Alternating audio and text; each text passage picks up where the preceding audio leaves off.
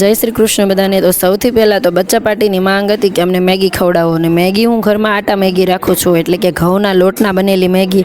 જો મેંદામાંથી બનેલી મેગી હોય તો એ નુકસાન કરે, પરંતુ ઘઉંના લોટમાંથી જેમ આપણે સેવ બનાવીને ઘરમાં રાખીએ છીએ એમ આ આટા મેગી છે।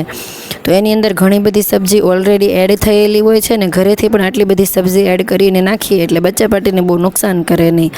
અને સાંજે મેં નખાવ્યું હતું હસ્તીના મમ્મી પાસે તેલ, અને આ ઘૂસ કાઢવામાં મારા આટલા બધા વાળ જતા હતા। આ જોઈને હું તો એટલી બધી દુઃખી થતી હતી, મને એમ થતું હતું આટલા બધા વાળ જાય છે એનું કાંઈ કારણ તો મને મળતું નહોતું। મેં તેલ બદલાવી જોયું હતું, શેમ્પૂ બદલાવી જોયું, પરંતુ કારણ કાંઈ નહોતું મળતું। હું તો આ દુઃખમાં સાંજે વાળ ધોઈ અને સૂઈ ગઈ હતી, ને સવારના પોરમાં અમે જાગીને તરત તો સૌથી પહેલાં તો ધર્મભાઈને જગાડવાનું કામ કરવાનું હતું, પરંતુ આ શું જોયું મેં। એક તો ચકલા ઉપાડો કરી ગયા હતા જાગીને તરત જ તેઓ પંખામાં આવી જાય એટલે મારે પંખો બંધ કરવો પડતો હતો, અને ધર્મ પણ આ વસ્તુ જોઈ અને અચંભિત થઈ ગયો હતો કે આટલી બધી કીડીઓ મોટા ઢગલા ને ઢગલા આવી રીતે અમારી ઓસરીમાં આવી ગઈ હતી। કીડીઓની સાથે એના ઈંડા પણ હતા, અને તેની સાથે મોટી કીડી એટલે એની રાણી કીડી હોય એવું લાગતું હતું, ને આ બધું લશ્કર રૂમમાં જતું હોય એમ લાગતું હતું। કાંઈ પણ વસ્તુ નહીં, ઠંડી વસ્તુ અથવા કપડાની નીચે કીડીઓ હોય, પરંતુ એકદમ ખુલ્લામાં આટલી બધી કીડીઓ પોતાના ઈંડા સાથે આવું તો મેં પહેલી વાર જોયું હતું, ને એમાંય આ મોટી મોટી રાણી કીડી દેખાતી હતી મને। તો ધર્મ પણ સવારના પોરમાં જાગી અને આ કીડીઓના દર્શન કરવા લાગ્યો હતો। આમ પણ અત્યારે ચૈત્ર વૈશાખ મહિનો ચાલે છે, માણસો કીડીઓને કીડિયારું પૂરે, તો મને એમ લાગતું હતું કે હવે આને મારી ક્યાં નાખવી મારે। તો હું ધર્મને એની સાથે જોતી હતી અને કહેતી હતી તું બીજું કામ કરશું કે હમણાં તે પોતપોતાની રીતે સમય જશે। વિદાયમાં રોશો નહીં રોવો, નહીં રોઈ તો આટલા બધા તમને જમાડવી છે, આ બધું કરવી છે તો બે આંખોડા પાડવા પડે ને। અને આ દિવસે હતી ધોરણ 8ના બાળકોની સ્કૂલમાં વિદાય।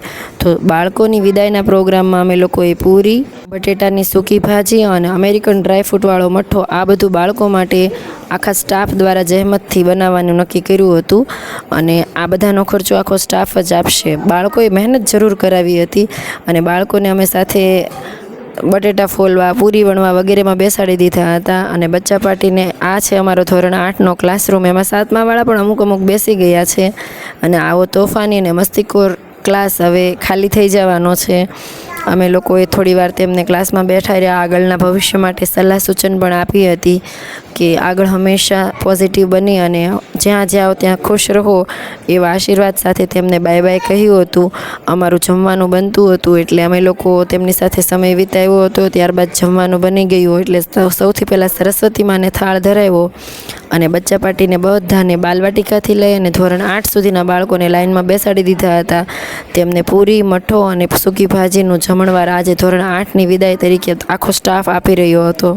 જ્યારે પણ આવો કંઈક પ્રોગ્રામ હોય જેમાં બાલવાટિકાથી લઈ અને ધોરણ 8 સુધીના તમામ બાળકો, તમામ સ્ટાફ અને મધ્યાહન ભોજનના કાર્યકર બધા જ હોય છે, ત્યારે ખરેખર અનેરો આનંદ આવી જાય છે। બાળકોને પણ મજા આવી જાય છે અને શિક્ષકગણને પણ મજા આવી જાય છે, અને સાથે સાથે બાળકો સમૂહ ભોજનનો લાભ લે છે તે સૌથી મોટી વાત છે। કંઈ કોઈ નાનું મોટું નહીં, બધા એક સરખા। પછી બાળકોની મસ્તી ચાલુ થઈ ગઈ હતી, બધા એકબીજાને પરાણે રડાવતા હતા। હજી એ લોકોની એક્ઝામ બાકી હતી, અમે પહેલાં જ એને વિદાય આપી હતી કારણ કે પછી એક્ઝામ અને ચૂંટણીમાં વ્યસ્ત થઈ જવાના હતા એટલા માટે, પરંતુ એકબીજાને પકડીને પરાણે રડાવતા હતા। ખરેખર ધોરણ 8 છે તેમણે 8 ધોરણ આ શાળામાં વિતાવ્યા, 8 વર્ષ વિતાવ્યા હતા, અને હવે તે જઈ રહ્યા છે। દુઃખ તો થતું હતું, પરંતુ તેમની માટે અમારા મનથી આશીર્વાદ હતા કે તેઓ ખૂબ આગળ વધે, અને સ્વાભાવિક છે પ્રાથમિક શાળામાં ગાળેલો સમય છે તે સુવર્ણકાળ હોય છે, તે લાઈફ ટાઈમ યાદ રહેવાનો હોય છે, એટલે બાળકોનું દુઃખ અમે સમજી શકતા હતા। જેવા અમે ઘરે પહોંચ્યા એટલે બાળકો 8મા ધોરણના અમુક બાળકો આવી ગયા હતા અમારા ઘરે આગળ ક્યાં ભણવું અને કેવી રીતે ભણવું તેની સલાહ લેવા માટે। તો મેં પણ તેમને વધાવ્યા લીંબુ શરબત વડે, અને મને સારું લાગ્યું કે તેઓ કોઈ પણ સંકોચ વગર મારા ઘરે આરામથી આવી શકે છે, અને તેમને મન થાય ત્યારે પૂછી શકે છે કે બેન કઈ રીતનું આગળ ભણવું, કઈ સ્કૂલમાં જવું અને વગેરે વગેરે, કે કઈ સ્કૂલમાં કેટલી ફી જશે, શું તમે જાણી દેશો। તો મને પણ બાળકોનો આ મારા પરનો વિશ્વાસ સારો લાગ્યો, અને મેં પણ તમને કહ્યું કે બનતી મારી બધી જ મહેનત કરીશ, અને આગળ તમે હંમેશા સારા રસ્તે અને સારા સાથીદારો સાથે રહેજો, કારણ કે ખરાબ સાથીદાર જિંદગી બગાડે છે. તેમને વળાવ્યા ત્યારબાદ હવે સાંજે ધર્મએ આદરી દીધું હતું ઘઉંની અંદર રમવાનું. ટ્રેક્ટર ભરી ભરી અને ફેરા મારતા હતા અને કહેતો હતો, એક ફેરાના તો હું પૈસા લઈશ. મેં કીધું હતું ફેરાના પૈસા તો ઠીક ભાઈ, પરંતુ બધા ઘઉંને તું મિક્સ ના કરી દેતો, નહીતર મહેનત પાણીમાં જશે. કેટલાના મણ ઘઉં લઈ આવ્યા? 50 રૂપિયાના મણ? તો સસ્તા છે હું તમારા ઘઉં? હે લેવા છે ને? સસ્તા ઘઉં કોણ લે? કેટલા? 50. સાચુકલા નહીં, હાથ ચાલશે. ઓકે, તો લઈ આવું 50 રૂપિયા.